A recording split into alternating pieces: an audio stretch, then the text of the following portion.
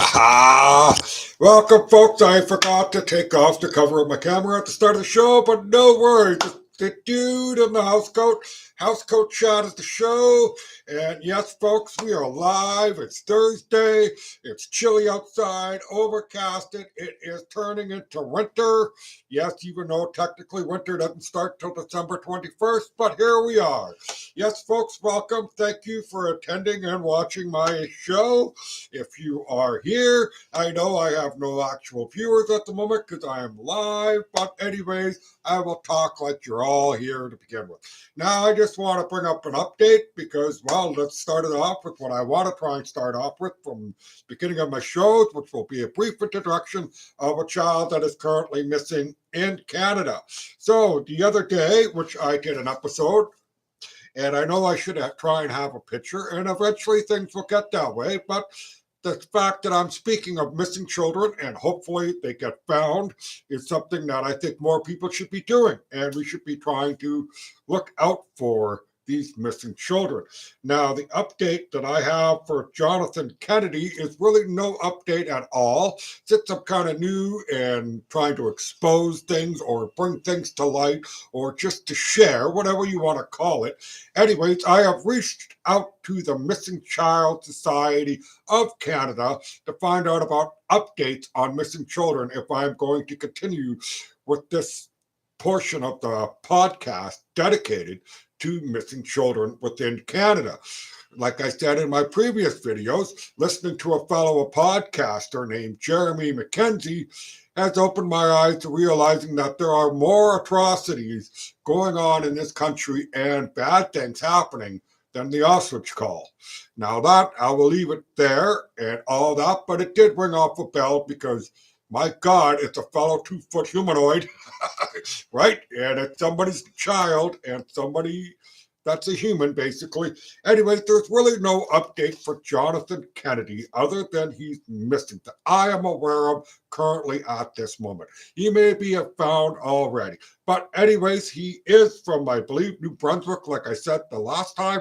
So if you're listening and you're from New Brunswick, please go to the Missing Society or Missing Children Society of Canada webpage. They're on YouTube. They're on X. Again, I just said the name, Missing Children Society of Canada. Now, the person that I want to bring up next will be a lady, and forgive me if I am, bad with the name, and forget and all that. Anyway, it's from Quebec, and this person is Alima Mirzabakov.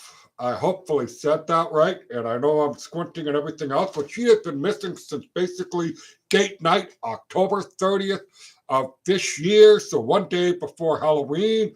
She has had a friend with her who is also missing in the Quebec area, and her friend's name is Mathea. I hope I said that, Mathea, and I know that's Deborah Lou. I'm not a good French speaker, but I am just trying to bring awareness, and maybe a bad choice to pick for a person that's amongst many that are missing in Canada. But nonetheless, I'm having, I don't want to say I'm having fun doing this as reporting missing children. I am just hopefully learning and growing. Blah, blah, blah. Anyways, folks, she does have a friend with her, and the person that I mentioned, Alima Mirzabakov, I hopefully said that name right. Probably better this time. Anyways, she is 17 years old. She is 5'4" and 114 pounds. She is missing with her friend, which I mentioned before, and I hope nothing nefarious has happened to either of them. If you are in Quebec, if you are listening, I hope you go check out the Missing Children's website and actually have a look, because maybe you can help find someone. Now, back with the sunglasses on. Anyways, folks, that is the update for the missing children thing, and hopefully, like I said, I will have a picture of the missing people up down on the road. Like I said, I'm just starting out with this podcast, even though this is episode number 59. An idea in my head. I'd like to shout out to Jeremy McKenzie for, really getting the hamster in the head going, because I do want to try and make a podcast, and I do want to hopefully, keep going with this, because it's a lot of, fun for me and something to do since I'm Yeah, it's something to do.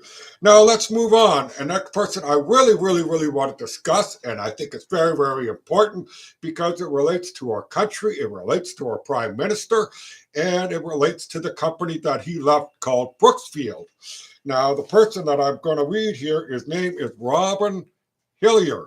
He is a Canadian realtor based out of Calgary. Late last night, while I was before bed, I stumbled on his video, which I watched. It's approximately, I think, 10 to 15 minutes long. He goes into a deep dive, but simplistic, in trying to explain the conflict of interest that Mark Carney, our sitting prime minister, and Brooksfield, the conflict of interest there. It is amazing. It is a good video. His name, again, is Robin Hillier. He is on X. He is also on YouTube, which I forwarded to my parents, the videos from YouTube, because I think they need to watch it or invest in Brookfield. Because what this man has said, Robin Hillier, basically is that Carney, by his own admission, it is his own admission, since he was in control with Justin Trudeau and Chrystia Freeland, and they basically, I don't really want to use the word co-conspired, but they worked together in a way to allow Carney to be in the position that he is in now. Everything that this person has stated, this Robin Hillier, I have been following because people like Moose on the Loose, Northern Perspective, these are other Canadian shows that I've been listening to. And I've also read Mark Carney's book, Values. And I think more people should be reading that book. People, please read it, because if you read it, you will see where this country is going. Basically, Carney is acting like a little Fidel Castro with deep pockets, and he's basically raiding our pension funds. The the CPP main one, the Quebec main pension fund, and then he's taking taxpayers' money to pump up into these green energy things that are being discussed in this Robin Hillier's video. And I again want everybody to be aware his name is Robin Hillier, Calgary Realtor on YouTube, X, everything else. And there's plenty of other people out there that are expressing the same shock and dismay, awe, and holy shit, this guy's gonna get rich. I'm serious, folks. It is so bad, awful. We are front loading risks for private people to basically profit for the next 10, 15, possible 20 years because of what's going down with all the different tiny companies that are within Brookfield that are a conflict of interest of Mark Carney. And again, I will say this. I have listened to committee meetings where the people that are supposed to be the watchdog of Mark Carney, and they tell the committee that what is going on is we're being very transparent and not being transparent at all, but trying to confuse, basically cover over everything and say nothing to see here when there is a whole whack of stuff that's involved. I encourage you all, people, to actually go to CPAC and listen to some of these committee meetings that are broadcast. YouTube is a wonderful place to go look and find these committee meetings, and I encourage you to read the book Mark Carney wrote called Value.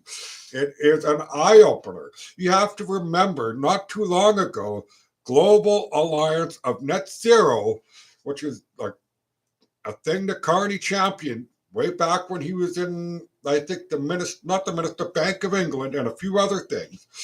And it was a lot to do with the United States trying to get companies to sign on. And listen very carefully to what I have to say right about now. There is a Senate hearing committee in the United States that is actively seeking out stuff that GANZ, G-A-N-Z, however you want to say it, the Global Alliance of Net Zero, as being bullies, fraudulent, and a host of other shenanigans and atrocious behavior.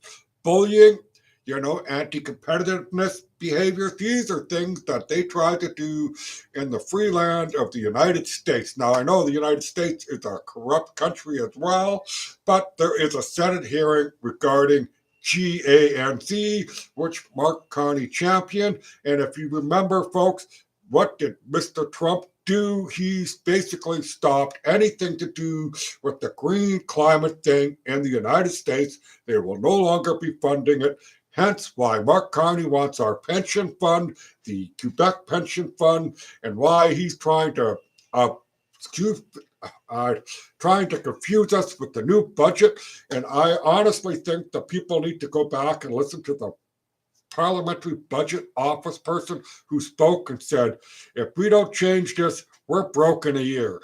And folks, if you remember what happened to Greece, if you remember what happened to Italy, austerity measures happened. That was cuts to people with pensions. That has cut old age security. That cut education, healthcare, and everything else because the World Banks demanded their money. Yes, it's a horrible, horrible thing. I really want to have a show where I can laugh. Hopefully I'll get there, but at the meantime, I'm just trying to ramble on and tell you what's going on. Again, Robin Hillier, Calgary Realtor. He's on YouTube. There's not many views on there at the moment, but I did forward his YouTube videos to my parents. And hello, Mom, Dad. Anyways, I hope you guys share it with your friends because the world needs to work up. It is the truth in there. It is eye-opening and shocking. Yes, it's all those wonderful, wonderful, wonderful things. Carney is not here for Canada. He is here for Brookfield and his own empire of wealth. What else can you think about it? I mean, you look at this man. He has a disdain for women. If you see him in his press conferences, his "who cares" comment was directed at a female reporter. Remember what he said to Rosie Barton, the CBC lady? Look within. Well, Mark Carney, look within your greedy little heart and quit trying to get rich off of everybody else. Wow, just wow. And folks, enough of the Mark Carney and the carnival that is in the country that we have called Canada. I hope for better. I really do. But everybody, remember, we are going down and it's Carney, not Trump's fault. Trump has nothing really to do with the problem this country has had. It started in 2015 with the hiring and, the voting in of Justin Trudeau. When 2020 hit, who became a special advisor with no strings attached, no salary, nothing? It was Mark Carney. And because of that, there was no scrutiny of what Mark Carney was telling Justin Trudeau or Chrystia Freeland to do. And as a side note, folks, Chrystia Freeland is leaving us. Jolie is leaving us. And today I'm very happy to hear Stephen Gilliblay has resigned from his cabinet position. Woo! I just can't wait for that guy to go. Stephen Gilliblay, however you want to say his name, is a rat who's got lots of money tucked away in China. Go look it up, folks. It is a crazy rabbit hole, that one.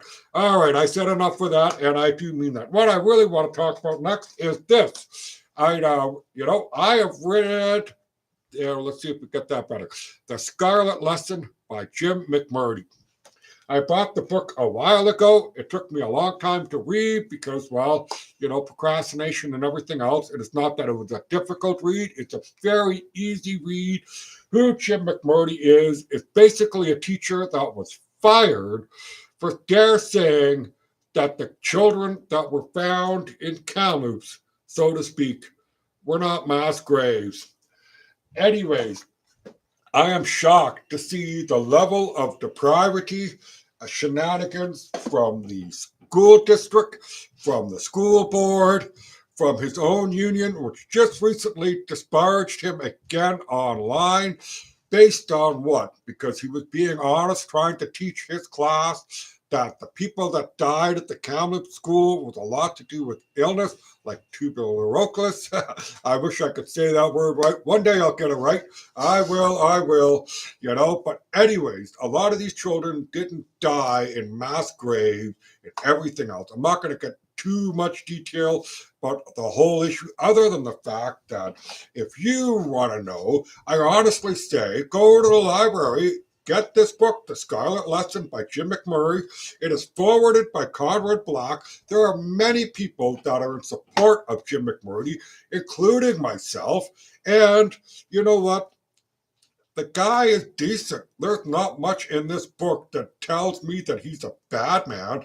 And I think that the school district went over and above and beyond insanity to try and smear him and to try and discredit him only because he dares say the truth. Yes, folks, the truth. All right. Basically, and I can honestly say that from what I've read, only 2 people in the history of the Kamloops School have died there. I've also seen a list where the so-called Reconciliation Commission basically came up with a list and said, these are the people that died at Kamloops. And none of them on that list truly have died at the Kamloops School because records proven and show that they died elsewhere, not at the school. Also, no real child of 3 years of age or anything or under 6 were at these schools because they were schools for grade 1 to 12. And I've read the letters from parents wanting to send their children to school here. Over the years, the UNDRIP, the UN, and a host of other things used this story to ram through a whole host of things like UNDRIP in British Columbia. And if you've heard of UNDRIP, it is tied into the Cowichan land decision. And I hope they're going after Kamloops, the city, Sun Peaks, another reserve. I mean, it is atrocious what they did to sneak in this legislation. They used collective white guilt, so to speak, to try and ram through indigenous stuff from the United Nations to make it easier to circumvent our sovereignty and destroy us within, basically. These are my opinions. I mean, you go look it up. You can even counteract with me on the show and say, no, you're wrong. And I hope somebody does and prove it to me, because at the moment, all I could see is a bunch of land being taken away from people who paid taxes all their lives on this land to be told simply that, no, it doesn't really exist anymore. You don't own this property, so to speak. It is a quagmire, it is a waste of money, and everything else. And it's funny that the Cowichan people, the tribe there, basically are sitting on a fund, folks, a fund of like hundreds of millions of dollars. I think it's 126, so to speak. I might be a few million off, but this is what I've read. They're sitting on a pile of cash, and now they want more. And get this. Oh, I know, I just talked about Jim McMurty's book and stuff like that. And, we're talking about land stuff, indigenous things. That all kind of ties in together. But that land has an illegal dump. Illegal. It's huge. I've seen the pictures. You could see it on X. There's probably everywhere else you could see it. And now the tribe saying, yes, but now we want federal help to clean it up. They had $126 million.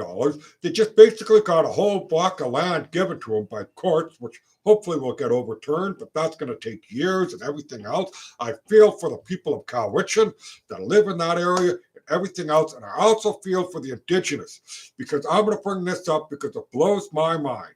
The other day, I'm at the mall running around picking up stuff.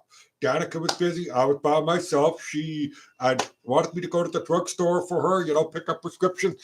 And I go get my prescriptions that I needed to pick up, and I'm passing by 3 Native individuals, indigenous. I've known them for years, because we've had idle chit-chat because these guys hang out at the Vanderhoof Mall quite a bit. I'm not saying they're bad, nefarious, or anything else like that. I smelled the cigarette smoke. At that moment, I was like, that smells nice. I'm an ex-smoker. Sometimes the body says, hey, remember that? Ex-smokers know what I'm talking about. Anyways, I said, keep puffing, guys. I miss smoking. And all they could do was look at me and say, we're going to get the land back, Whitey. We're going to get the land back. Ha, ha, ha, ha. Three of them. I just kept on walking, and I didn't really, like, what am I supposed to do? Like, you guys, I just talked about smoking, and now you're talking about getting the land back. Completely different subjects in a way. But anyways, these guys are not very educated. I don't mean to be rude, because they just hang out around the mall. I'm not even exactly sure what they do. I don't think they work, and I honestly don't think they've been to a residential school or a school of any kind to get an education. Maybe they have some education and everything else like that, but this is what all this is doing.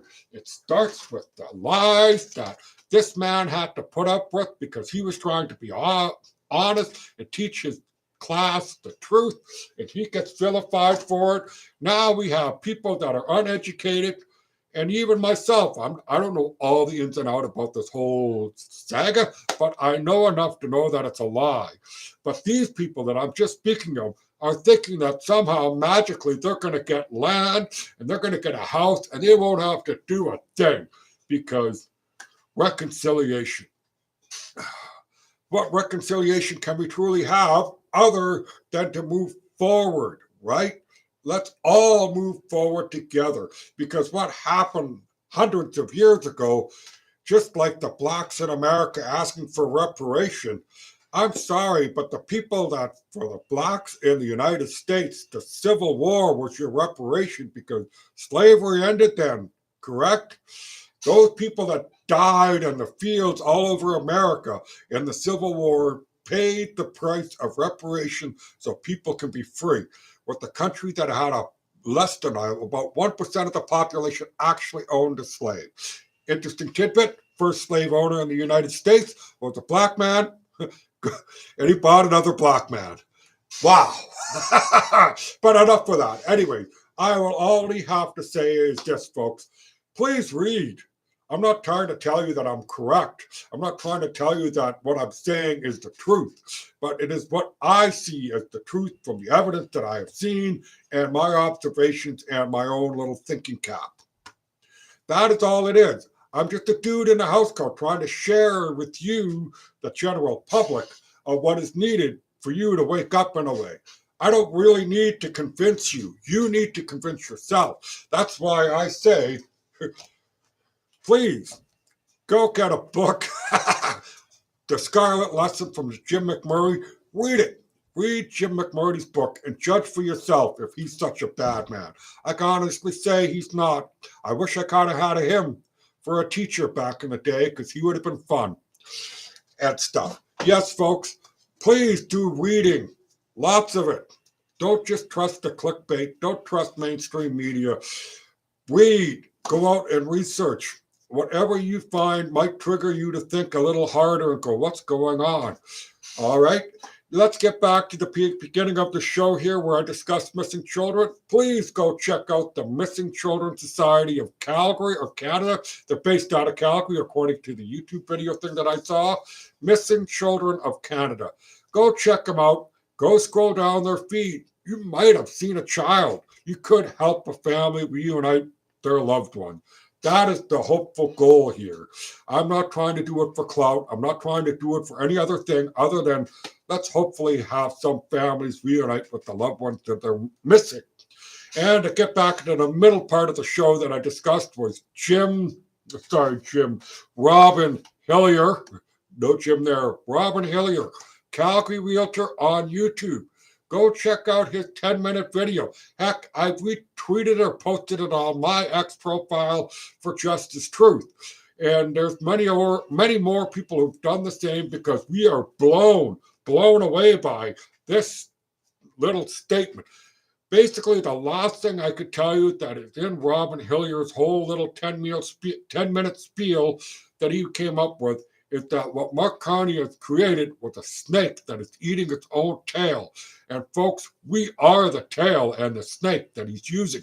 I hate to put it that way, but we are eating ourselves with Mark Carney in control. And last but not least, folks, because I always like to end the show this way, please, at least once in your life, go to an SPCA and just look. You don't have to adopt. You just have to look and Positive vibes. Get out there, folks. Do more reading. Do more research. You deserve it. You don't deserve to be lied to. Anyways, folks, take care. Positive vibes. Good to go.